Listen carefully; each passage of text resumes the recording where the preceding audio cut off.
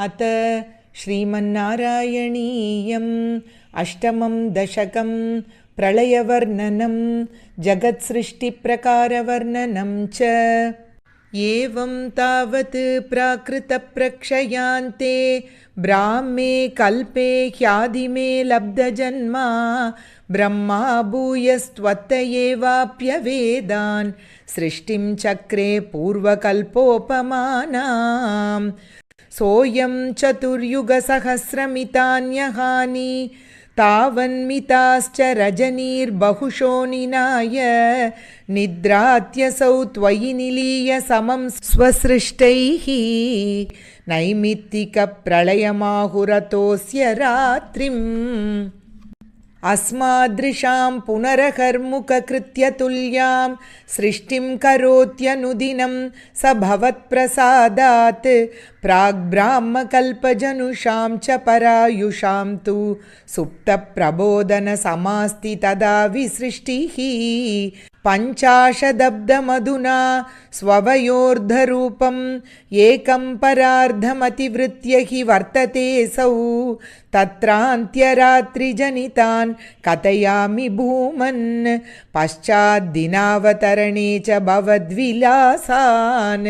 दिनावसानेत सरोजयोनिः सुषुप्तिकामस्त्वयि सन्निलील्ये जगन्ति च त्वज्जठरं समीयुः तदेदं एकार्णवमास विश्वम्।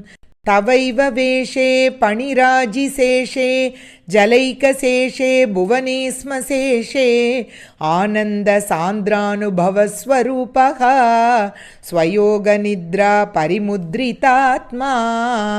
कालाख्यशक्तिं प्रलयावसाने प्रबोधयेत्यादिशताकिलादौ त्वया प्रसुप्तं परिसुप्तशक्ति व्रजेन तत्राकिल जीवदाम्ना। चतुर्युगाणां च सहस्रमेवं त्वयि प्रसुप्ते पुनरद्वितीये कालाख्यशक्तिः प्रथमप्रबुद्धा प्रबोधयत्वां किल विश्वनाथ। विबुध्य च त्वं जलगर्भशायिन् विलोक्य लोकान् अखिलान् प्रलीयान् तेष्वेव सूक्ष्मात्मतया निजान्तः स्थितेषु विश्वेषु ददाथ दृष्टिं। ततस्त्वदीयादयिनाभिरन्ध्रात् उदञ्चितं किञ्चन दिव्यपद्मं निलीननिःशेषपदार्थमाला संक्षेपरूपं मुकुलायमानम्। तदेदम्बोरुहकुड्मलं ते कलेबरात् तोयपते प्ररूढं बहिर्निरीतं परितस्फुरद्भिः स्वधामभिर्ध्वान्तमलं न्यकृन्तत्।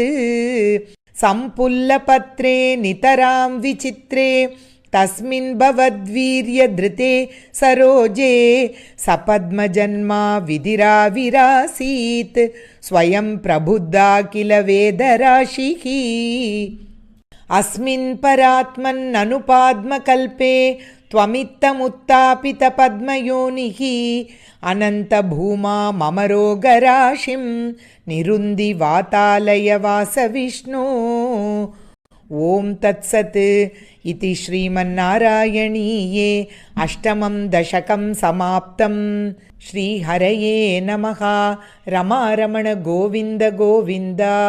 सर्वं श्रीकृष्णार्पणमस्तु।